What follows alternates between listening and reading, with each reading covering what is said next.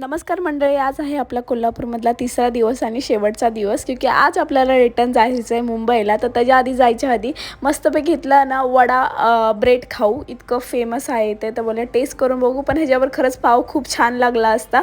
मग चहा पिल्यानं आम्ही आज चाललो आहे नरसिंहवाडीला. तर आधी जायच्या आधी ना एक जाताना बाप्पाचं मंदिर लागलं होतं, तर त्याचं दर्शन केलं. खूप मस्त होतं, मंदिर मोठंसं होतं.